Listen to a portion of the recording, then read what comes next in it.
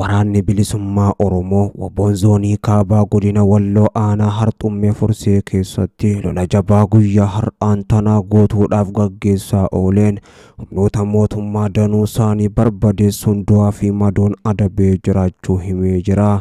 Gootichi waraana bilisummaa Oromoo Waboon falmaa bilisummaatti ammoo xumura gochuudhaaf ergamtoota mootummaa Biltsiginnaa irratti tarkaanfii jajjabduu fudhachaa jiruun injifannoolee cululuqaa zooniilee cufa keessatti galmeessaa jiraachuu kan beeksise.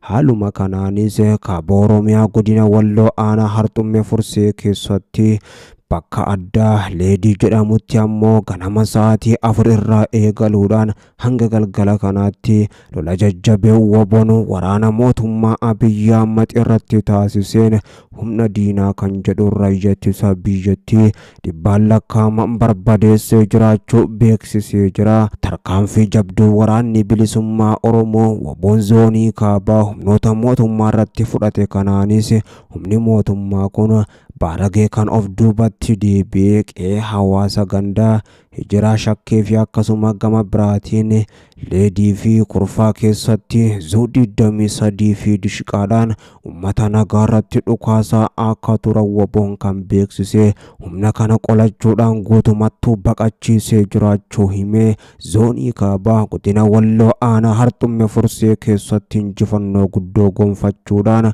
humnoota mootummaa biyyootti makuudhaan fuulduratti adeemaa jiraachuu waraanni bilisummaa Oromoo Waboon beeksisee jira. Wal waraansi Waboo fi mootummaadha jabaachuun ammas akkuma itti fufetti jira. Giddu galeessa Oromiyaa kaaba Shaggar, lixa Shaggar akkasumatti illee Shawaa Bahaa keessa lafoota hedduu kibba Oromiyaa hanga lixa Oromiyaatti waraanni guddaan humnoota mootummaatii fi waraana bilisummaa Oromoo Waboo gidduutti meeshaalee gurguddoo lafoo fi qilleensarraan kan durii caalaa hammaachuun gaggeeffamaa jira.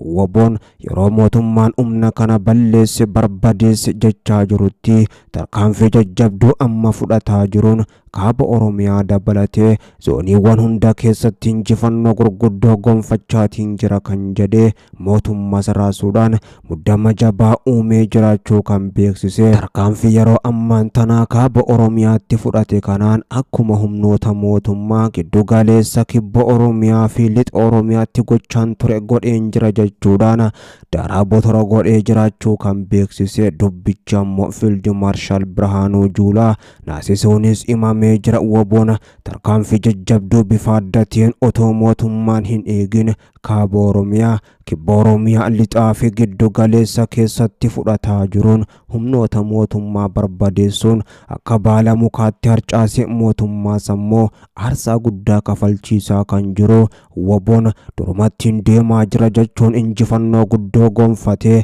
sabicha abdachiisuudhaan diina naasisee duratti deemaa jiraachuu zoonii kibbaa godina Walloo aanaa Harxummeetti diina koo barbadeesse jedhee injifannoo cululuqaadhaan sabichatti makamaa jiraachuus beeksiseera.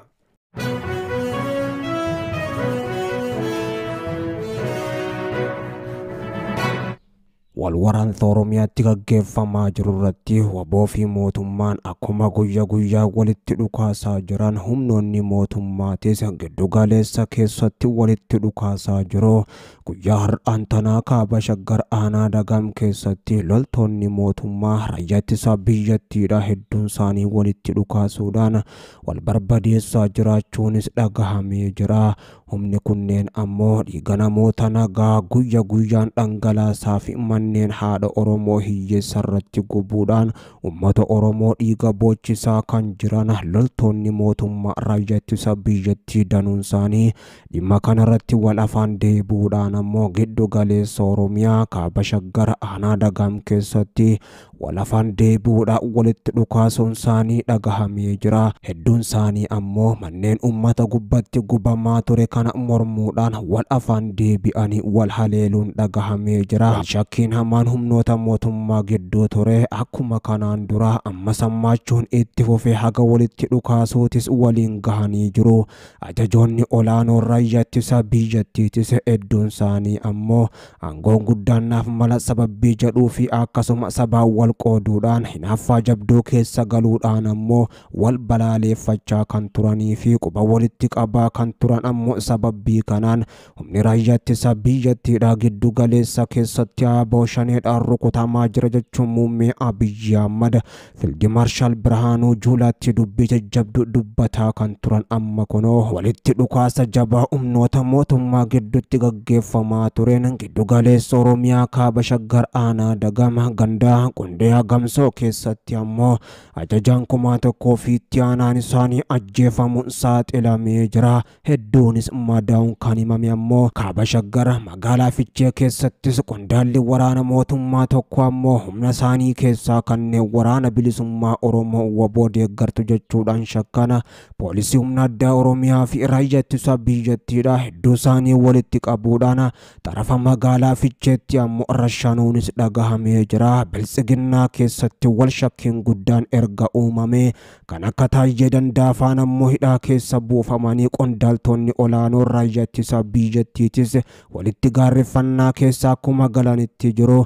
Keessattuu raayyaa ittisa biyyattii keessatti ammoo sabaa wal qooduudhaan Oromoo fi Amaaratti ija walitti diimeessanii ammoo adurreedhaa fi hantuutaas walitti ta'u akkuma itti fufanitti jiru. Humni isaanii godina Qellam Wallaggaa dabalatee akkasuma kaaba Shaggarii fi lafoota hedduu keessatti wal afaan deebuudhaan humni silaa waraana bilisummaa Oromoo WBO loluudhaaf bee wal lolurratti argama. Meeshaalee gurguddoo walitti dhukaasuun hedduu yoo wal ajjeesan hedduun isaanii ammoo meeshaalee gurgurachuun uffata jijjiirratanii badaa jiraachuu maddeen keenyas garasii gabaasaniiru. Ministeerri muummee Itoophiyaa Abiyyi Ahmad naannoo kibba Itoophiyaa godina Goofaa aanaa Gazzee Goofaa gandaa Kenchoo sochiitti argamuudhaan lammiilee sababii sigiga lafaatiin miidhaan irra qaqqabe jajjabeessanii jiru. Jilli kun giifti duree Zinnash Tayyaachoo fi ministeera muummee duraanii Hayilamaariyaam Dassaalany dabalatee hooggantoonni olaanoo mootummaa biroo ammoo asirratti argamuun kanneen akka Abbaa Duulaa faanis hirmaatanii jiru.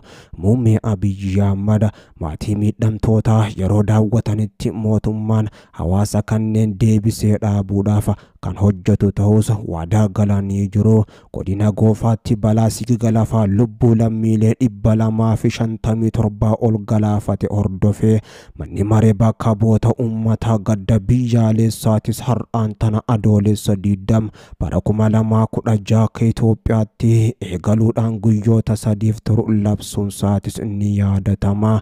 Ministeerri muummee Abiyyi Ahmad asitti Abbaa Duulaa dabalatee qondaalota olaanoo mootummaa federaalaa duraanii fi kan ammaatii waliin hawaasichas daawwatanii jiraachuu isaanii miidiyaalee biyya keessaa dabalatee Addis Istaandard faanis gochaa mootummaan Soomaaliyaa yeroo garagaraatti himannaa dharaa dhiheessuudhaan itti jiruu fi meeshaalee waraanaa to'annoo tokko malee karaa daangaa biyyattiitiin gaanfa Afrikaa seenaa jiru.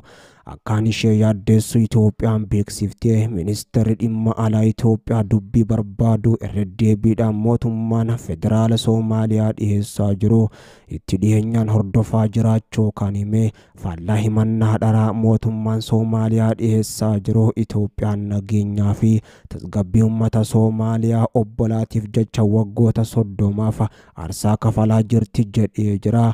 Ministeerichi ibsa baaseen ammoo dubbiin dharaa fi itti gaafatamummaa malee aangawoonni olaanoon Soomaaliyaadha yeroo garagaraatti gargaarsa murteessaa Soomaaliyaan deebitee akka biyyatti akka ijaaramtuuf Itoophiyaan taasisaa jirtu waakkachuudhaaf dubbatan baay'ee akka isaan gaddisiisee himee jira. Dhiiga uummanni biyyoota lamaanii wal keessaa qabanii fi walitti dhufeenya aadaa fi seenaa dheeraa gidduu isaanii jiruuf akkasumas ejjennoo cimaa walabummaa qaxanichaa kabajamuu akka qabuuf qabduuf jecha ammoo Itoophiyaan himannaa soba mootummaa Soomaaliyaa kanaaf deebii otoo hin kennine turuu filatee jira kan jedhan. Kana malees ammoo meeshaalee waraanaa xixiqqaan seeraan ala karaa daangaa Soomaaliyaatiin to'annoo tokko malee gaanfa Afrikaa seenaa jiran baay'ee yaaddeessaa ta'uu ibsi ministeerri dhimma alaa Itoophiyaa eere kun ni mul'isa.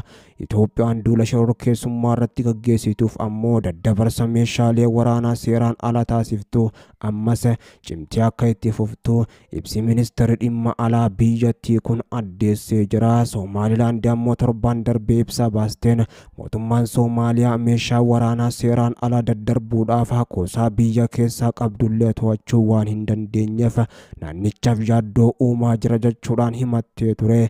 Ministeerri dhimma alaa bulchiinsa Somaalilaand ibsa baaseen baatii 3 darban qofa hidhattoonni Al-Shabaab meeshaa waraanaa guddaa jedhamu giddugala Soomaaliyaa keessatti humnoota mootummaarraa fudhachuu kaasanii jiru. Ibsi Somaalilaand kun erga jalqaba torban dura meeshaan waraana mootummaa Soomaaliyaadha milishootaa fi jiraattootaan saamame booda kan dhagahame. Dhimma saamicha kanaas ammoo kan eere ibsi Somaalilaand dhimmichi haala nageenyaatiif yaaddeessa jechuudhaan ibsee jira.